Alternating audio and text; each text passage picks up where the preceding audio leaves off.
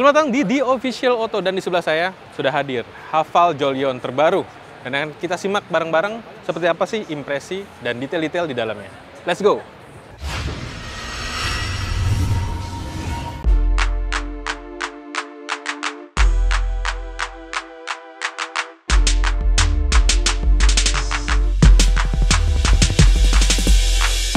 Nah guys, GWM atau Great Wall Motors ini akan rencananya menghadirkan Haval Jolion ini dirakit di Indonesia. Jadi unit ini nantinya akan dihadirkan di Indonesia dan dirakit di fasilitas mereka di Wana Herang. Dan untuk unit yang ada di belakang ini kira-kira seperti contoh lah untuk produk yang nantinya akan dirakit di Wana Herang tersebut. Untuk Haval Jolion ini kita sudah tahu dia hadir meramaikan segmen dari SUV compact. Dia punya dimensi sekitar 4,4 meter dengan lebar 1,8 meter. Ini kalau bisa dibandingkan dengan Yaris Cross, dia itu ada di 4,3 meteran lah. Jadi dia ada lebih panjang dari Yaris Cross. Dan ini dia hadir dengan teknologi hybrid electric vehicle. Nah, apa sih yang ditawarkan dari bagian eksterior dari Haval Jolion ini? Kita akan lihat bareng-bareng ya. Untuk area depannya, kita ngeliat ini grill yang saya bisa bilang banyak pabrikan Tiongkok yang menawarkan desain ini ya, desain diamond cut gini. Terus kemudian ada sentuhan chromium pada bagian grill di depannya. Dan penerangannya sudah menggunakan LED dengan DRL vertikal. Dan sekali lagi, saya harus bisa bilang, saya melihat ada beberapa kemiripan dengan beberapa model pabrikan Tiongkok. Namun, untuk auranya saya bisa bilang ini adalah sebuah SUV modern yang cukup menarik perhatian ya, dari segi desain dan penampilan. Nah, sebagai sebuah model SUV kompak, kita bisa ngeliat nih bagian sampingnya. Dia memberikan kesan yang cukup panjang ya, dengan sentuhan chromium pada panel-panel pintunya, kemudian ada roof rack-nya di atas. Dan untuk bagian bannya, dia udah menggunakan pelek yang terkesan sporty, dual tone, berukuran 18. Di area belakang, kita bisa ngeliat juga sentuhan fitur teknologi LED. Dan ini kita ngeliat nih, guratannya membentuk sudut yang cukup menarik ya, untuk area belakang. Mengingatkan kita pada beberapa model GWM yang kita sudah coba ya. Dan ini salah satu desain yang menarik untuk area buritannya. Sekarang kita mau coba lihat apa sih yang ditawarin dari bagasi dari Jolion ini. Bermain di segmen SUV tentu tawaran dimensi ini berimplikasi pada penyimpanan. Dan tawaran ruang bagasi ini jadi salah satu kenyamanan yang dijanjikan oleh GWM di Jolion. Dan ini bisa ngangkut sekitar 2 tas berukuran besar ya. Dan pastinya untuk harian ini lebih dari cukup gitu. Dan kita tutup, sayangnya belum ada power back door. Ya, ini dia bagian belakang. Nah, pertama-tama kita akan bahas seperti apa sih impresi di baris kedua Jolion ini. Seperti yang sudah saya bilang tadi, dia menawarkan panjang 4,4 meter dan ini punya implikasi yang baik ya untuk baris keduanya. Seperti yang Anda lihat, tinggi saya sekitar 170 dan ini masih bisa mendapatkan ruang kaki yang cukup lebar ya. Dan juga ruang kepala yang ya termasuk cukup tinggi nih ya. Dan cukup nyaman ya. Sayangnya untuk sandaran kursi sudutnya ini paling mentok. Jadi kita di posisi yang paling nyaman ditawarkan oleh si Jolion ini. Untuk joknya menggunakan bahan kulit dan ini di tengah-tengah bisa menjadi sandaran tangan dengan ditarik manual gitu, dan ini cukup nyaman juga dengan ada cup holder di tengahnya. Untuk tawaran kenyamanan di baris kedua ini penumpang bisa mendapatkan pengisian daya, ada 2 buah di sini, USB-A, kemudian ada lubang AC dan kemudian ada tempat penyimpanan. Itu aja. Sekarang kita ngeliat ke baris pertama. Nah, sekarang saya ada di baris pertama dari Haval Jolion dan kita akan lihat nih apa sih detail-detail menarik di baris pertama ini. Untuk yang kita lihat sekarang ya, untuk secara desainnya dia simple modern dan ada sentuhan chromium di beberapa detail ya, area-area sini. Dan saya bisa merasakan ini bahan soft touch yang ditawarkan cukup membuat kesan mewahnya hadir lebih terasa. Dan ini ada sentuhan kulit juga pada lingkar kemudi, kemudian jok, kemudian ada di area trim yang mempunyai detail plastik yang berkontur ya.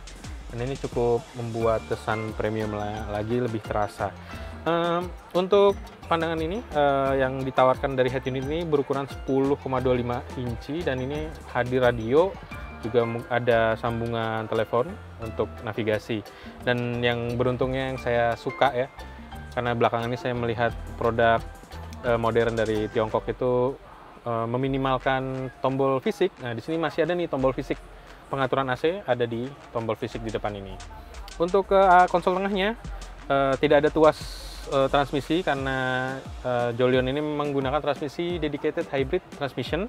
Jadi semi seperti mobil listrik ya. Jadi menggunakan dial. Ini ada P, N, dan D begitu. Kemudian di bawahnya ada tombol untuk electric parking brake dengan auto hold di bawahnya. Untuk tawaran penyimpanannya cukup banyak ya. Konsol tengah ini ada satu, ini ada cup holder, di sini ada pengisian daya wireless, kemudian ada laci juga di sebelah situ. Untuk sebelah kanan masing-masing ada cup holder. Dan kemudian untuk area sebelah kanan ini tombol pengaturan untuk pelipatan kaca spion, kemudian kaca auto window ya. Kemudian di sini ada untuk hill hold controlnya di sebelah kanan ini. Kemudian control traksi juga ada di sebelah sini. Untuk area pengemudi, saya bisa bilang untuk pengemudinya besarnya cukup lumayan ya, dan ini lingkar kemudinya ya saya bisa bilang ini terhitung kecil ya untuk ketebalannya. Yang menariknya adalah meter clusternya, dia sudah 7 inci dengan TFT, dan ini layar digital yang menampilkan beragam informasi. Dan sayangnya ini belum bisa dikulik ya, karena ini masih dummy ya, jadinya belum bisa diatur fungsi-fungsinya. Tapi yang bisa saya lihat dari tombol yang hadir di sini ada voice command dengan pengaturan telepon, kemudian ada pengaturan adaptive cruise control. Di sini ada rest dan set yang pastinya untuk cruise control, dan juga ada tombol pengaturan menu nantinya begitu. Untuk yang ditawarkan di baris pertama, kita bisa melihat ada panoramic sunroof yang cukup besar. Ini ada tirainya yang sayangnya nggak bisa dioperasikan, dan ini cukup membuat kesannya di ruangan ini jadi lebih mewah ya.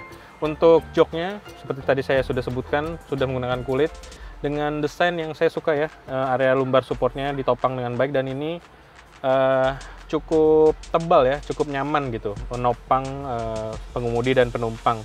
Dan sayang ini sepertinya belum ventilated ya, belum ada fitur pendinginnya begitu. Nah, sekarang kita akan coba mengulik apa sih yang akan ditawarin dari sisi performa Haval Jolion. Sebagai disclaimer, seperti yang saya bilang, ini adalah unit contoh ya, bukan unit yang akan ditawarkan di Indonesia.